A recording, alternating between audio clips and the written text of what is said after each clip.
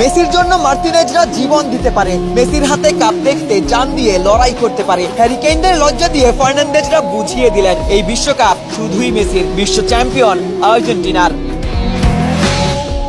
আগে গোল করে ইংল্যান্ড ভেবেছিল এবার বুঝি তারা ইতিহাস বদলাবে, কিন্তু ওরা জানতো না মেসি নিজেই ইতিহাস। ইতিহাসের সঙ্গে লড়াই করে জেতা তো অত সহজ না। সেমিফাইনালের বড় মঞ্চে আবারও নিজেদের শ্রেষ্ঠত্ব দেখালো আর্জেন্টিনা। 1-0 গোলে পিছিয়ে থেকেও দুর্দান্ত প্রত্যাবর্তন, 2-1 ব্যবধানে ম্যাচ জিতে টানা দ্বিতীয়বারের মতো বিশ্বকাপের ফাইনালে আলবিসেলেস্তেরা।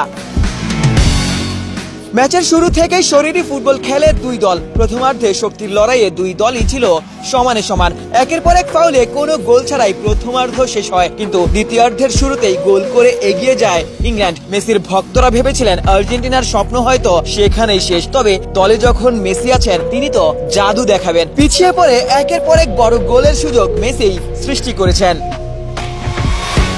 মেসি ম্যাজিকের শেষ দিকে ম্যাচের মোড় ঘুরে যায়। লিওনেল মেসির নেতৃত্বে একের পর এক আক্রমণে ভেঙে পড়ে ইংল্যান্ডের রক্ষণ। মেসির পাস থেকে বক্সের বাইরে থেকে এনজো ফার্নান্দেজের অবিশ্বাস্য গোল। এরপর অতিরিক্ত সময়ে মেসির ডান পায়ের ঝলক। লাউতারো মার্টিনেজের একেবারে মাথায় বল ফেলেছেন, সেখান থেকেই আলতো ছোঁয়ায় লাউতারো জয়সূচক গোল করেছেন।